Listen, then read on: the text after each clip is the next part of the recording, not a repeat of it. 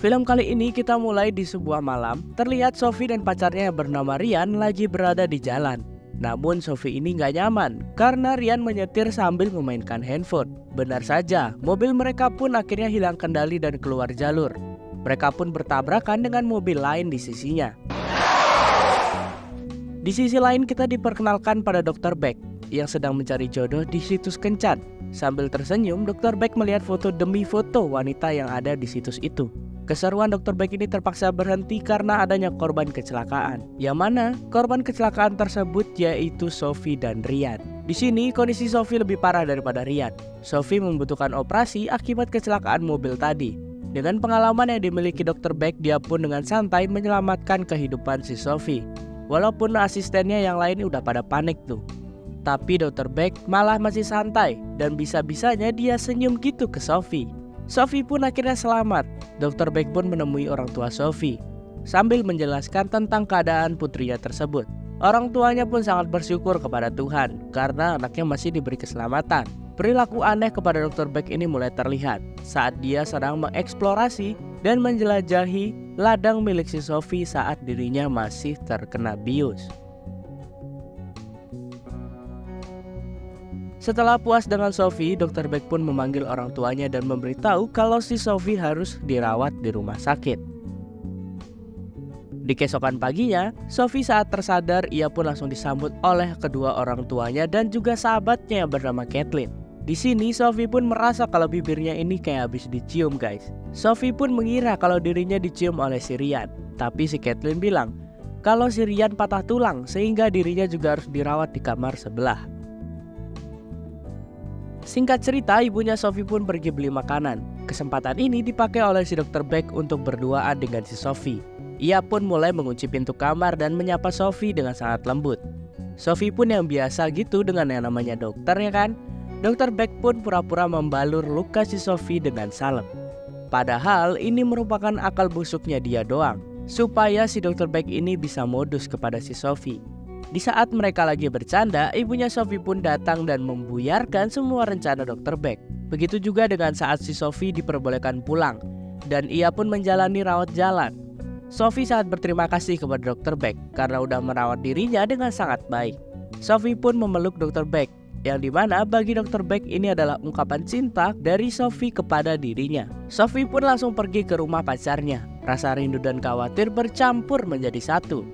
Namun apa yang dikata oleh Ryan, ia malah ngedumel dan marah-marah karena kakinya patah, sehingga dia sudah tidak bisa menjadi atlet sepak bola lagi.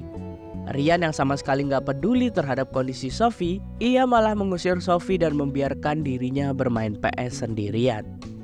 Di sisi lain, Dr. Beck malah semakin larut dalam imajinasinya. Ia membayangkan Sophie datang ke rumahnya dengan tersenyum kepadanya tuh. Ia pun mulai memeluk erat dirinya. Padahal semua ini cuma imajinasinya si Dr. Beck doang guys. Rasa semakin ingin tahu kepada Sophie ini mulai menjadi tinggi. Ia pun mulai melihat sosial media dan foto-fotonya, mulai dari teman-temannya hingga foto-foto kecilnya si Sophie. Sophie yang hanya sebagai gadis remaja polos memberi sebuah boneka dan sepucuk surat sebagai tanda terima kasih kepada Dr. Beck. Karena si Dr. Beck ini udah menyelamatkan nyawanya. Dimana hal tersebut malah makin membuat si Dr. Beck ini semakin terobsesi. Ibunya Sophie pun mulai mencium aroma-aroma tidak enak. Dia pun mulai mewanti-wanti Sophie untuk tidak terlalu dekat dengan Dr. Beck. Ibunya khawatir dengan cara Dr. Beck melihat Sophie itu sangatlah berbeda dengan pasien yang lain. Dr. Beck pun mulai mengikuti Sophie kemanapun ia pergi. Seperti malam ini contohnya, saat Sophie sedang nongkrong dengan Kathleen, Dr. Beck pun mulai mengikuti mereka. Sophie yang melihat Dr. Beck mengajak si Dr. Beck ini untuk bergabung dengan mereka. Dr. Beck pun langsung melancarkan aksinya. Ia pun mulai menggoda Sophie. Ia pun mulai mengajak si Sophie ini untuk pergi berkencan. Sophie pun mulai ketakutan. Ia pun menolak ajakan Dr. Beck ini dengan secara halus. Ternyata hal tersebut membuat Dr. Beck menjadi sangat patah hati. Dia pun marah-marah dan berteriak layaknya orang gila. Perilaku nyeleneh dokter ini akhirnya dilaporkan oleh orang tuanya. Orang tuanya pun meminta Sophie buat jaga jarak. Ayah Sophie pun datang ke rumah sakit untuk memberikan pelajaran kepada dokter ini. Sampainya di rumah sakit, Dr. Beck ini malah memutarbalikkan fakta. Dr. Beck bilang kalau Sophie lah yang terobsesi pada dirinya. Sophie memberikan boneka dan sepucuk surat kepada dirinya. Ayah Sophie pun justru termakan dengan omongan dokter ini. Makanya Sophie akan tetap menjalani perawatan jalan dengan Dr. Beck. Dr. Beck pun tidak mudah menyerah. Dia pun terus mengintai gerak-gerik Sophie. Di saat keluarganya pada pergi, Dr. Beck pun mengendap-endap masuk ke dalam rumah si Sophie. Ia pun mulai rebahan di kamarnya. Tiba-tiba imajinasinya pun menjadi buyar karena Sophie dan keluarganya ini pulang ke rumah. Ternyata Sophie pulang bersama Ryan. Mereka pun berdua langsung main di kamarnya. Dr. Beck yang terjebak di lemari Sophie, dengan penuh rasa cemburu, Dr. Beck pun harus melihat kejadian apa yang ada di hadapannya tersebut. Kenyataan pahit yang emang harus dialami oleh Dr. Beck ini karena ia berusaha masuk ke dalam kamar si Sophie. Oleh karena itu, Dr. Beck pun berencana untuk merusak hubungan asmara Sophie dan Ryan. Saat Ryan sedang memeriksa kakinya, Dr. Beck membajak HP si Ryan. Ia pun menceritakan bahwa Sophie tidak semenarik dulu. Bekas luka yang Sophie miliki sekarang membuat si Ryan tidak cinta lagi padanya. Rencana busuk Dr. Beck ini ternyata ampuh. Sophie pun langsung datang kepada Ryan dan meminta penjelasan. Namun, namanya anak muda, mereka pun malah berantem. Perdebatan antara mereka berdua pun semakin melebar kemana-mana. Ryan pun akhirnya menelusuri asal-muasal masalah ini. Hingga akhirnya ia mengetahui kalau Dr. Beck terlibat dalam semua permasalahan ini. Gak perlu waktu lama, Ryan pun langsung datang ke rumah Dr. Beck. Ia pun langsung menuduh Dr. Beck yang mengirim chat kepada HP si Sophie. Tapi Dr. Beck pun mengelak karena ya emang gak ada bukti. Ryan pun berusaha untuk menyerang dokter ini.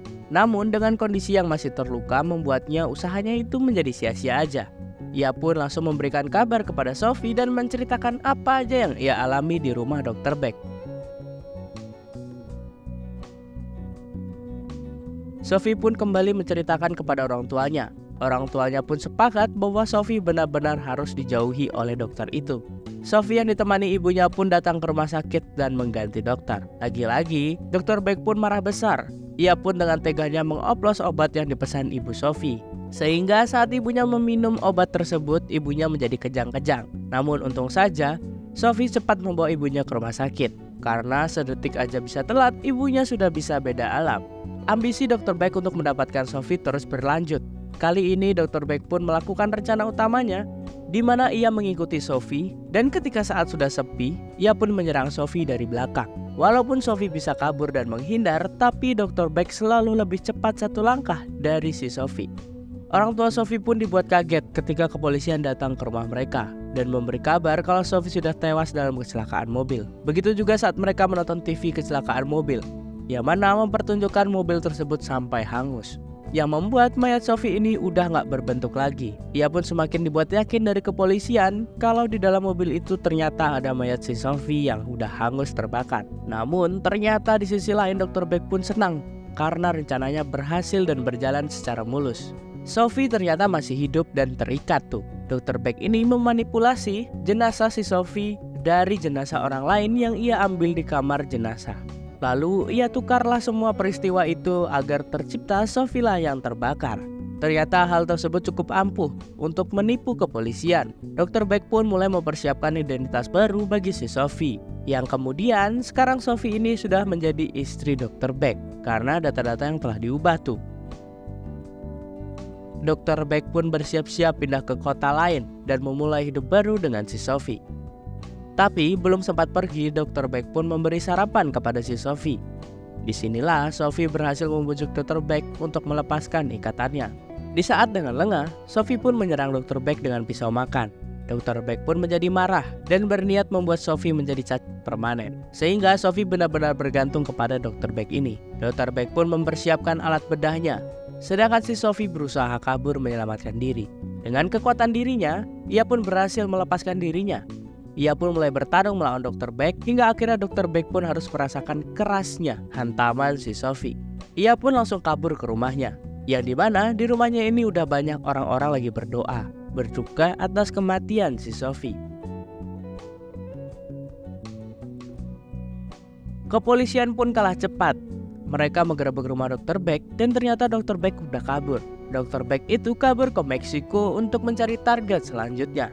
Dan film pun tamat.